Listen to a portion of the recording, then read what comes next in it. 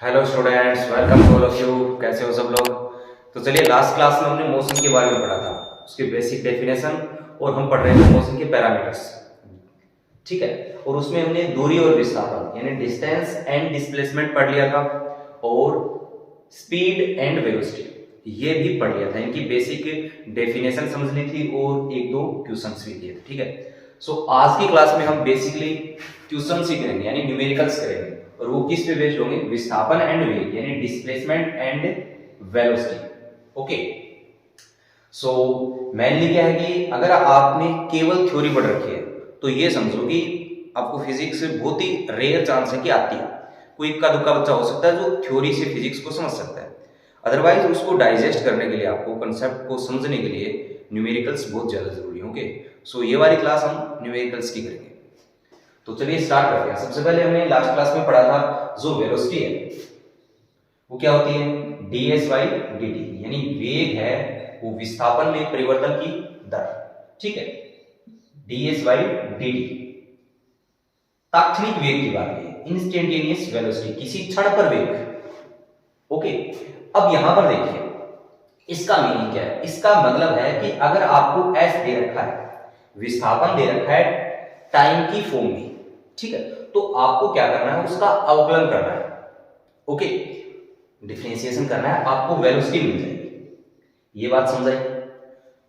ये तो mathematically meaning हो गया। अब ग्राफिकली इस बात का क्या मीनिंग है? ग्राफिकली इस बात का मीनिंग है कि एस की कर्व है, एस और टी में रिलेशन है, यानी एस की कर्व का स्लोप, स्लोप होता है एस की कर्व की किसी पॉइंट पे आपको क्या खींचनी है? टेंजेंट। वो किसको बताएगी? वेलोसिटी को। ओके, सो यहां पर हम दो चीजें सीखेंगे, एक तो वेलोसिटी से डिस्प्लेसमेंट निकालना और एक डिस्प्लेसमेंट से वेलोसिटी, यानी वेग से विस्थापन और विस्थापन से वेग। इसको देखिए आपको कैसे अंडरस्टैंड करना है, मैं यहां लिख देता हूं। चलिए, एक तो हमने पहले पढ़ा विस्थापन और उसके बाद भी पढ़ा है वेग। ठीक है, तो आप ऐसे समझो कि विस्थापन से वेग निकालना है, तो वेग क्या होता है? ds by dt, velocity ds by dt। सो यहां पर हमने क्या किया? अवकलन किया है। ओके, और इस चीज को मैं ऐसे लिखूं, देखो यहां पे मैंने लिखा ds बराबर vdt बन जाएगा, vdt। ओके, अब इसे इंटीग्रेट कर देंगे। आपको समाकलन का बेसिक आइडिया होगा, ये आपने सबसे पहले पढ़ाया जाता है फिजिक्स में, अवकलन समाकलन बेसिक। ओके, सो अगर नहीं है तो यहां पर जितना क्वेश्चन में हम काम में लेंगे उतना मैं अवकलन समाकलन आपको बता दूंगा। ओके, सो यहां से देखिए अब इसे हम समाकलित करते हैं, दोनों तरफ ये समाकलन का साइन है इंटीग्रेशन का। सो ये बन जाएगा ds का इंटीग्रेशन इज s।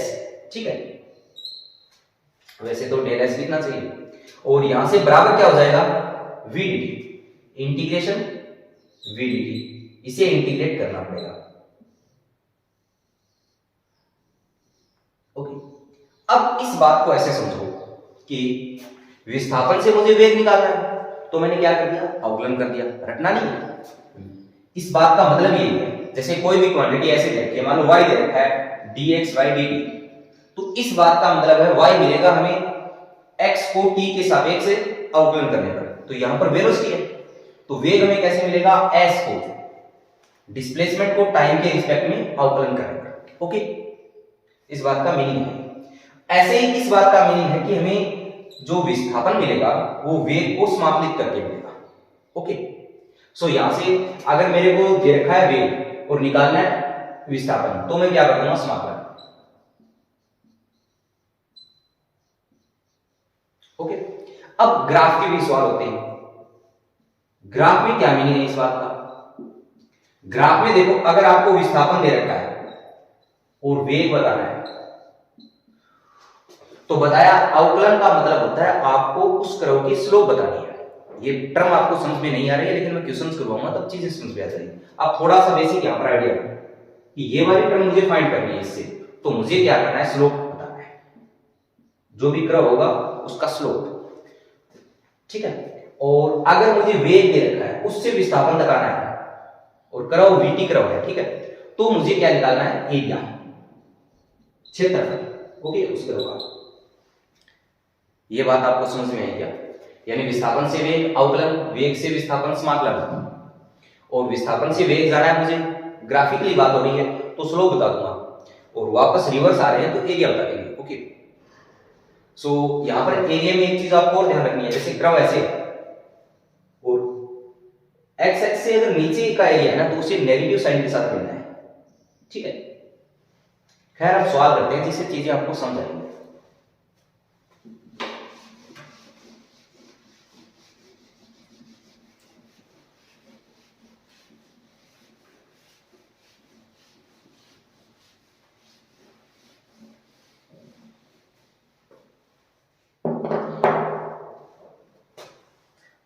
अच्छा, सवाल से पहले मैं आपको अवकलन और समाकलन का एक फॉर्मूला जो यूज करेंगे हम यहाँ पर ये वाले सवाल में बेसिक यूज करेंगे x पावर n का, ठीक है, वो बता देता हूँ सबसे पहले।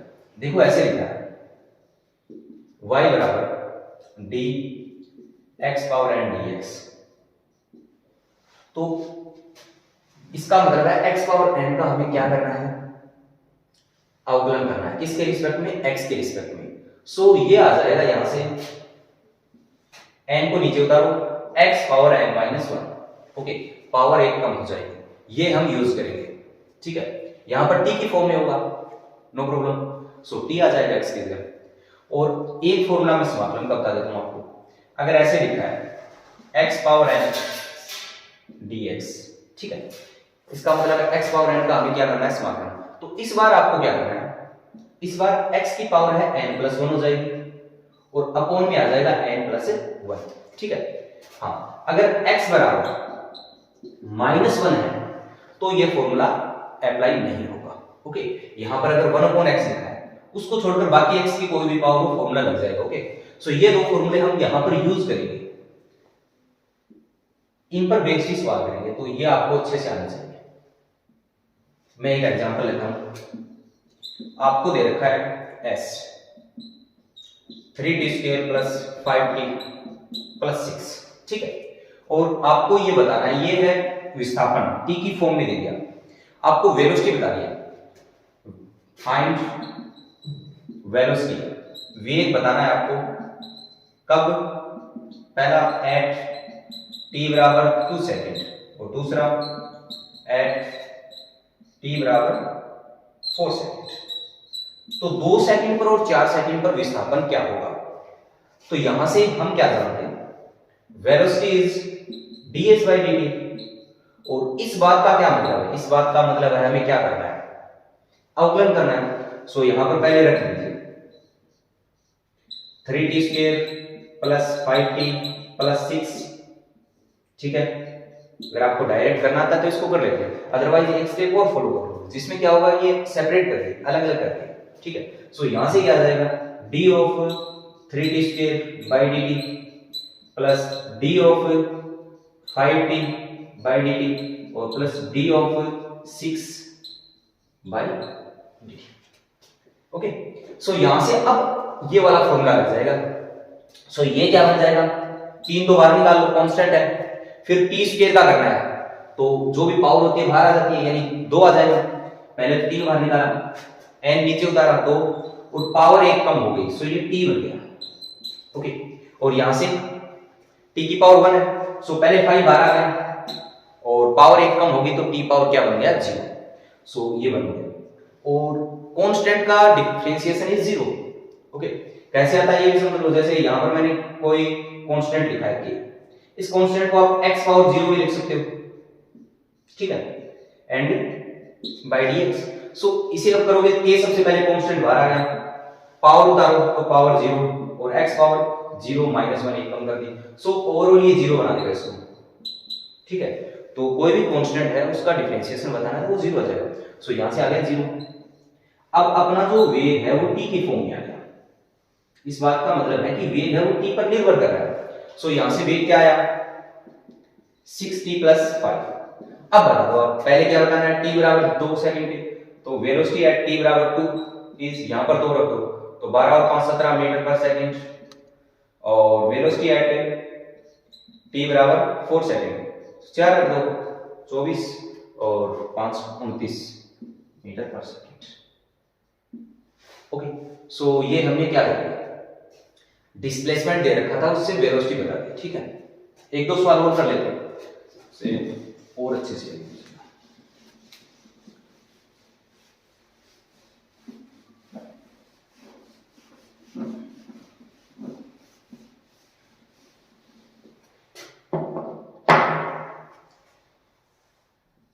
एस दे रखा है 3/T⁴ प्लस 5T⁴3/2 प्लस 2। तो आपको बतानी है वेलोसिटी एट t बराबर 0 second. Okay, so again velocity क्या होती है, ds/dt। सो यहां से इसको डिफरेंशिएट करना है। ओके, पहले लिख लो। सो d ऑफ ये क्या है 3/T⁴/dt, अलग अलग करके पहले लिख देता हूं, एक स्टेप छोड़ देता हूं। ठीक, सो यहां से क्या आएगा d of 5T⁴3/2 dt and plus d of 2 dt। Okay, यहां से देखिए सबसे पहले 3 बाहर आ जाएगा।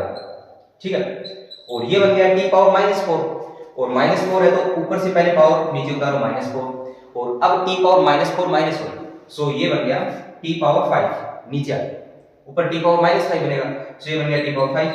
एंड यहां से देखिए 5 नीचे उतारा इनटू फिर 3/2, और पावर क्या कर दी, एक कम कर दी, सो ये पावर हाफ आ जाएगा गाइस।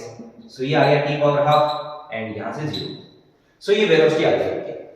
ओके, अब कब बतानी है, t बराबर 0 सेकंड पे बतानी है। तो ये तो डिफाइन नहीं होगा, t बराबर 0 सेकंड पे तो हम बता ही नहीं सकते, बिकॉज यहां पर नीचे क्या आ गया, अगर नीचे 0 आ जाएगा तो t बराबर यहां पर ये चीज अनडिफाइंड हो जाएगी, 1 anything is undefined. Okay, so यहां पर हम थोड़ा सा चेंज करते हैं, t बराबर 1 सेकंड की बात कर लेते हैं।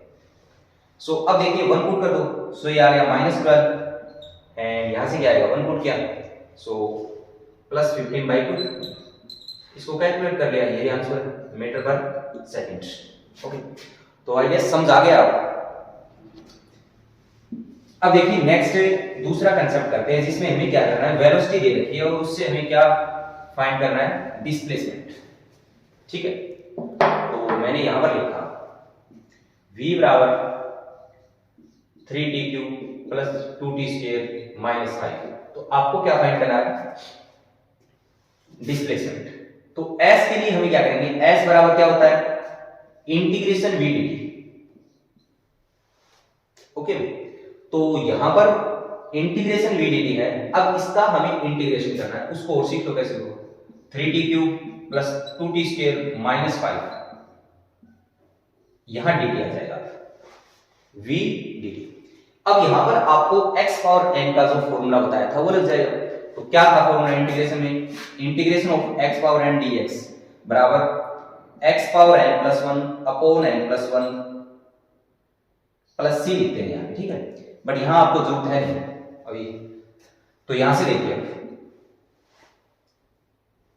फॉर्मूला लगाओ, सबसे पहले सेपरेट कर लो। सो सेपरेट करने की जरूरत है डायरेक्ट कर, वहां पे मुझे कैसे बताओगे, सो मैं कर ही देता हूं, 3t³ dt plus 2t² dt minus 5 dt। Okay, so यहां से देखिए पहले 3 बाहर आ गया, कांस्टेंट बाहर आ जाएगा इंटीग्रेशन साइन से, एक स्टेप और बढ़ा दो से।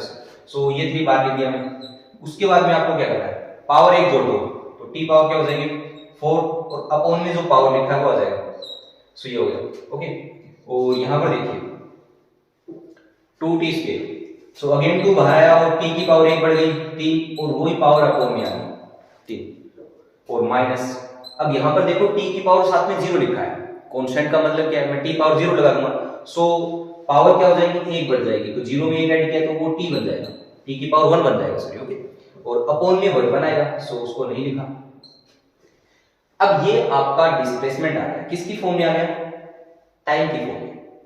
अब आपसे ये पूछे, डिस्प्लेसमेंट एक्चुअली एक इंटरवल में होता है, ऐसे नहीं किसी मोमेंट पे बात कर लो, तो जैसे 0 से 3 सेकंड में कितना डिस्प्लेसमेंट हुआ, तो यहां पर मुझे जैसे फाइंड करना है कि इसने बोला कि फर्स्ट 3 सेकंड में डिस्प्लेसमेंट बताइए, तो पहले 3 सेकंड में अगर डिस्प्लेसमेंट की बात करोगे तो t बराबर 0 पर मैं निकालूंगा कितना डिस्प्लेसमेंट है, यानी कि, और उसके बाद में t बराबर 3 पर निकालूंगा।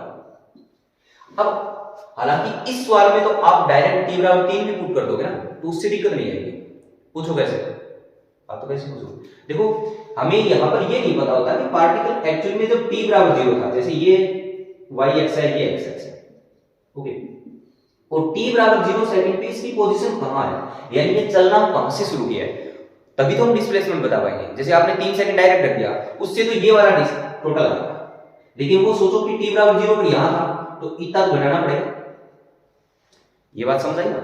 अब यहां पर तो वो t बराबर 0 पर मूल बिंदु पर है, कैसे आप पुट करके देखो 0।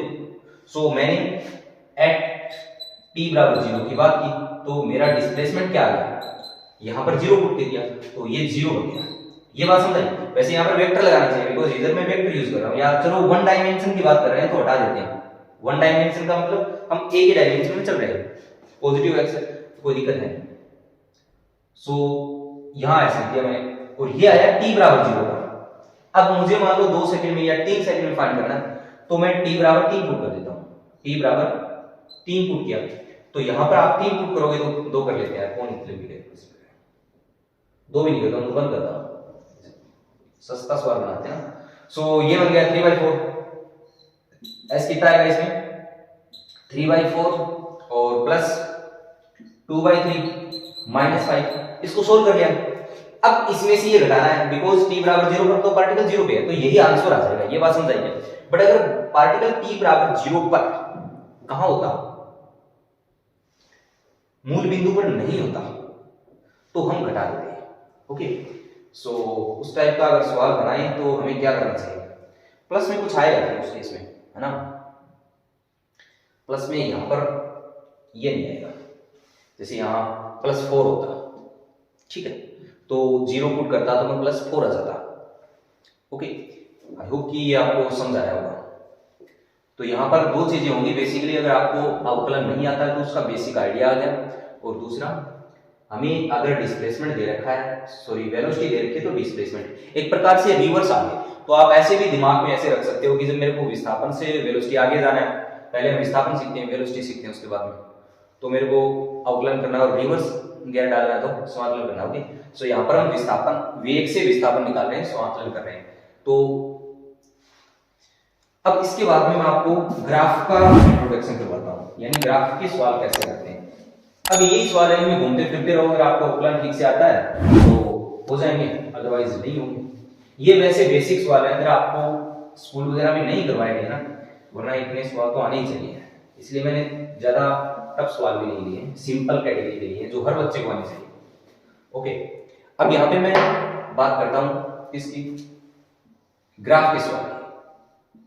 ग्राफिकली क्या मिला है, यहां पर आपको एस की कर्व दिया है, इधर तो विस्थापन की बात हो रही है, इधर टाइम दिया, ठीक है, और आपको इस टाइप से ऐसे दे दिया,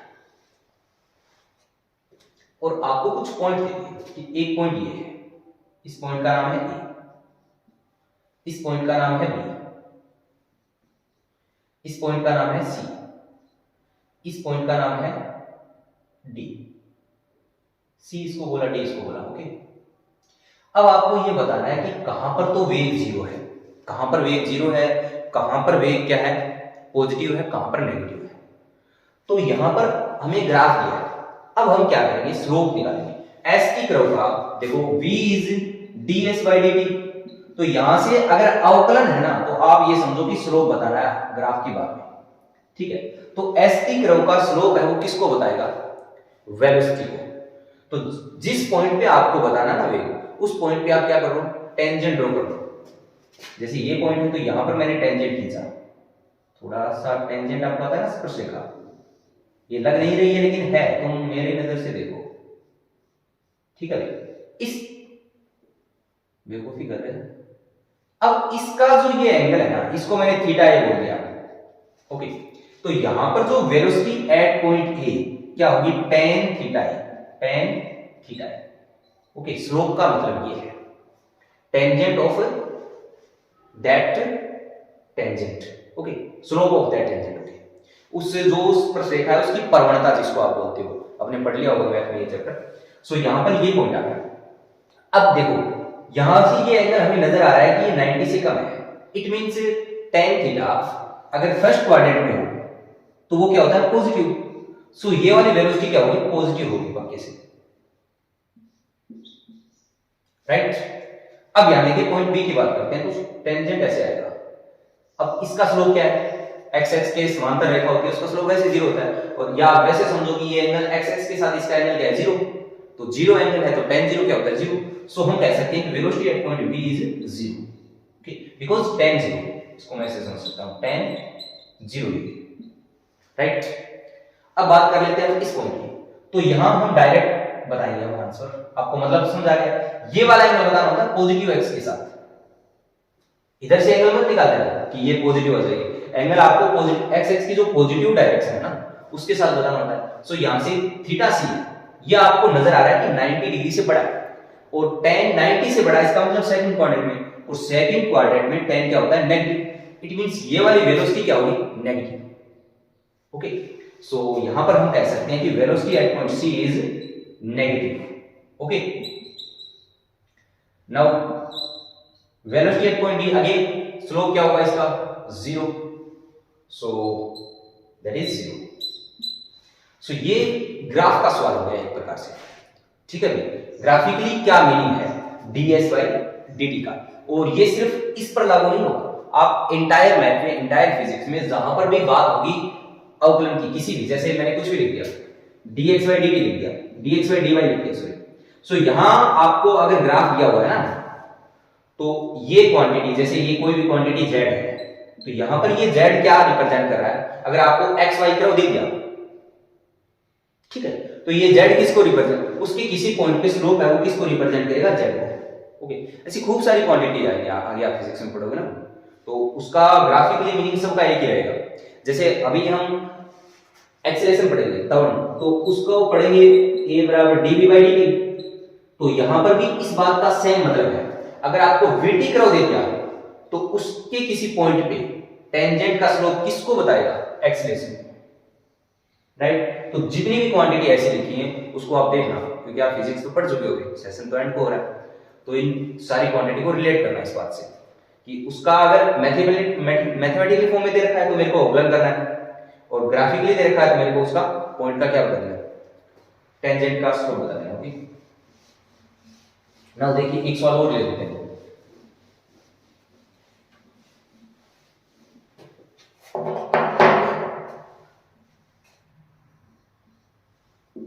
यहां पर मैंने s लिख दिया, अगेन t लिख दिया, s लिख रहा हूं और एक लाइन ऐसे खींच दी, तो अब आप देखो ये क्या है, इसको पीछे नहीं लेके गए, यहीं से रुके, तो यहां पर t बराबर 0 है, t बराबर, तो इसको मैं पोजीशन को दे देता हूं जैसे 2 मीटर, इधर क्या है विस्थापन है, तो इसका क्या मतलब है वो समझो। इसका मतलब है कि ये एस टी कर्व है, ठीक है। अब इसके किसी भी पॉइंट पे स्लोप किसको बताएगी, टेंजेंट की स्लोप वेलोसिटी को, तो आप जैसे इस पॉइंट पे आपको वेलोसिटी बतानी है, तो देखो क्या आएगी, इस पर टेंजेंट खींचेंगे, उसकी स्लोप क्या आएगी, यही आएगी, इस पॉइंट पर भी सेम ही आएगी, सेम ही लाइन आएगी, टेंजेंट सेम आएगी हर पॉइंट पे, इस पर। तो इस बात का ये मतलब हुआ कि जो वेलोसिटी है वो इस पॉइंट पर जो वेलोसिटी है, ए पॉइंट बोला, बी बोला, इसको ए बोल दिया, बी सी डी, मैं क्या कह सकता हूं, वेलोसिटी एट पॉइंट ए बराबर वेलोसिटी एट पॉइंट बी बराबर वेलोसिटी एट पॉइंट सी बराबर वेलोसिटी एट पॉइंट डी। तो आप ऐसे समझ सकते हो कि इसकी वेलोसिटी है वो हर पॉइंट पे क्या है सेम है, इट मींस इसके हम कह सकते हैं कांस्टेंट वेलोसिटी, वेलोसिटी क्या है नियत है, समझ आ रही है बात, कांस्टेंट है। तो यहां से हम एक बात और समझ सकते हैं क्या, कि अगर आपका एस कर्व एक स्ट्रेट लाइन है तो वो किसको रिप्रेजेंट करेगा, कांस्टेंट वेलोसिटी को रिप्रेजेंट करेगा, समझ आ रही है बात, उसके हर पॉइंट पे वेलोसिटी क्या होगी सेम होगी, समझे। और यहां इस बात का, इसका कोई भी पॉइंट होगा ना, जैसे एस कर्व के स्लोप से तो मेरे को क्या पता चलेगा, वेलोसिटी पता चलेगा, और अगर मेरे को डिस्प्लेसमेंट बताना है वो तो डायरेक्ट बता देगा ये कर्व। विस्थापन की बात करें तो देखो t बराबर 0 पर पार्टिकल कहां है, 2 मीटर पे, इस बात का ये मतलब है। और इस पॉइंट पे, जैसे ये पॉइंट मान लो t बराबर 2 सेकंड है, 2 सेकंड पे कहां है, यहां, तो इससे मेरे को डायरेक्ट पोजीशन पता चल जाएगी, ठीक है। आपको कर्व रीडिंग आती है ना बेसिक, स्लोप से मेरे को वेलोसिटी पता चलेगा, लेकिन इसके जिस पॉइंट पे, जैसे ये पॉइंट पे मेरे को डिस्प्लेसमेंट बताना है कि t बराबर 4 सेकंड पे बताओ, तो मैं 4 सेकंड पे देख लूंगा पार्टिकल कहां है, उससे मेरे को क्या पता चल जाएगा, डिस्प्लेसमेंट तो डायरेक्ट पता चल जाएगा, बिकॉज डिस्प्लेसमेंट और टाइम का तो कर्व ही है। ठीक है, अच्छा इस बात को आप मैथमेटिकली कैसे समझोगे कि ये जो स्लोप है आपका ये कांस्टेंट है, यानी वेलोसिटी है ये कांस्टेंट है, इस बात को मैथमेटिकली समझो। देखो आपने ये पढ़ा है y बराबर mx प्लस c, इस फॉर्म में लिखा है कोई लाइन, स्ट्रेट लाइन की इक्वेशन पढ़ी ना, y बराबर mx प्लस c, तो यहां पर हम ये कह सकते हैं कि ये इसकी डिग्री क्या है इक्वेशन की, 1 है, यहां पर x की पावर क्या है, 1 आएगी, तो वो किसको रिप्रेजेंट करता है, अरे भाई साहब यहाँ y लिखा है, यहाँ x लिखा है, तो आप अगर ऐसे लिखोगे y बराबर mx प्लस c, तो एक स्ट्रेट लाइन बनेगी कि नहीं बनेगी, ठीक बात है। और दूसरी बात मैं ऐसे कहूंगी, आपको ऐसी स्ट्रेट लाइन दे रखी है तो मैं इसको इस फॉर्म में लिख सकता हूं, ये बात समझ आ रही है, अरे ऐसे दे रखा है तो ऐसे बना दोगे, या ऐसे दे रखा है तो इसका मैथमेटिकली वर्जन क्या होगा, ये होगा, तो यहां पर भी मेरे को स्ट्रेट लाइन दे रखी है, और यहां जो लिखा होता है इस फॉर्म में लिखनी होती है मुझे, सो यहां s लिखा है और यहां t लिखा है, समझ आया ना, यहां देखो स्ट्रेट लाइन है और यहां y x लिखा है, तो मैंने y बराबर mx प्लस c लिख दिया, तो यहां मैं क्या लिखूंगा इसको, यहां मैं लिखूंगा y किससे, s है, तो s बराबर mx mt प्लस c, तो मैंने ग्राफ से इसका मैथमेटिकल वर्जन लिख दिया, और अब मुझे पता है वेलोसिटी क्या होती है, velocity is ds by dt, so मैं इसे अगर अवकलित करूं तो क्या है, देखो d of mt plus c by dt, अब यहां से mt का अवकलन क्या हो जाएगा, mt 1 t power 1 minus 1 0 that is, और प्लस c कांस्टेंट का क्या होता है 0, सो यहां से क्या आ गया, वेलोसिटी क्या आ गई, m आ गई, समझ आई ना बात, और m क्या है, कांस्टेंट है, बिकॉज यहां पर स्ट्रेट लाइन है, इसका मतलब ये 1 डिग्री में है इक्वेशन, इसमें t की अगर मैं डिग्री देखूंगा तो 1 आएगी, और 1 डिग्री को मैं डिफरेंशिएट करूंगा ना तो वो एक कांस्टेंट आएगा, एक नंबर आएगा, ठीक बात है। और यही बात हमें ग्राफ बता रहा है कि इसके किसी भी पॉइंट पे आप टेंजेंट खींचोगे तो उसका स्लोप क्या आएगा, सेम आएगा, और यही बात इसने बता दी, ओके। और m भी क्या है इसका, इस लाइन में आपने मैथ में पढ़ा होगा, m क्या होती है, यहां पर स्लोप भी होती है, प्रवणता, और यही हमने निकाला है, जो मैथ से निकाला तो भी क्या है, m है, ओके। सो ये इसकी बेसिक अंडरस्टैंडिंग हो गई। अब मैं आपसे एक सवाल और दे दूं, जैसे मैंने क्या किया, इसको एक कार बोल दिया, नेक्स्ट वाला ये बात होगी, ये कार ए है आपकी और ये बी कार है, ठीक है, ये कार कौन सी है, बी कार है, कार बी है। अब यहां पर ये दोनों पैरेलल लाइन है, ऐसे आपको सवाल में गिवन है, ये लाइन कैसी है, पैरेलल है, तो मैं आपसे ये पूछूंगा, कुछ भी नहीं दिया है, ग्राफ में इतनी इंफॉर्मेशन दी है कि ये दो लाइनें, ये पैरेलल है, ये यहां पर है, तो कार बी और कार ए में से पहले आप ये बताओ कि कौन सी कार आगे है, और क्या जो पीछे कार है वो उसको कभी पकड़ देगी, या पकड़ लेगी तो कितनी बार पकड़, कितनी देर बाद पकड़ लेगी, सवाल समझाया है कि इनमें से कौन सी कार तो आगे कौन सी पीछे, ए और बी, सवाल नंबर 1।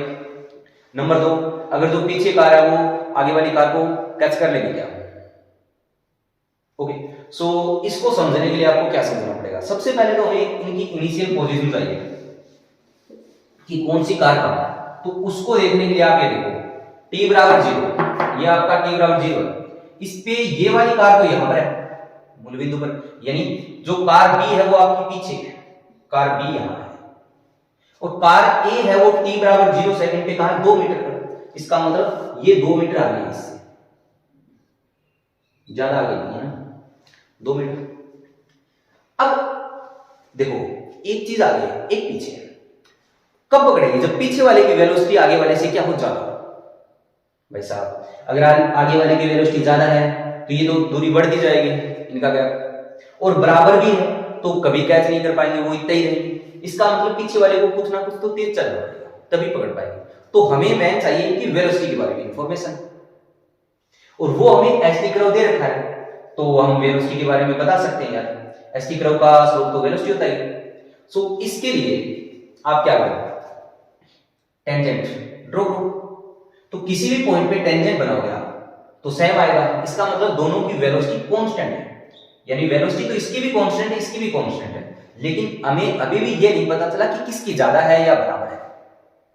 कांस्टेंट से तो सवाल तो सोल्व नहीं हुआ, हो सकता है इसकी 10 हो इसकी 5 हो, तो ये तो और आगे जाएगा, हो सकता है इसकी 5 हो इसकी 10 हो, बात नहीं करें, बट कांस्टेंट है इतना पता चल गया हमें, चेंज नहीं हुई वेलोसिटी।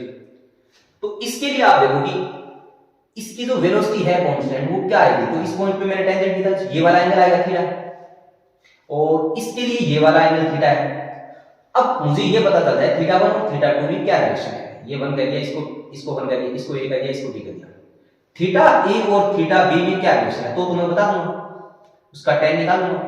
तो यहां पर आपको ये पता है कि ये दोनों पैरेलल लाइन है, और पैरेलल लाइन है, समांतर रेखाओं की आपने पढ़ा होगा परवणता क्या होती है, समान होती है, और यहां हमें परवणता ही तो चाहिए। स्लोप क्या होती है, दो रेखाएं अगर पैरेलल हैं, मैथ में आपने एक्सरसाइज 10 में पढ़ा हुआ शायद जो रेखा वाली उसमें, तो आपको ये बात वहां से पता होनी चाहिए, दो रेखाएं अगर समांतर हैं तो उसकी क्या होगी, टेंजेंट का जो स्लोप होगा वो सेम होगा। ओके, सो यहां पर देखिए इसका जो लाइन का स्लोप होगा वो क्या होगा, सेम होगा दोनों का। स्लोप यहां पर किसको बताता है, वेलोसिटी को, इसका मतलब दोनों की वेलोसिटी सेम होगी, और वेलोसिटी अगर सेम होगी तो जो पीछे कार है वो उसको कभी कैच नहीं कर पाएगी, आगे है वो आगे रहेगी, पीछे वो पीछे रहेगी, बिकॉज अब दोनों की वेलोसिटी सेम है, और इनिशियल पोजीशन इसकी आगे थी, ये थोड़ा सा आगे दौड़ इसको भी। सो ये बेसिक सवाल हो गया। ग्राफ का भी काफी इंपॉर्टेंस है ना।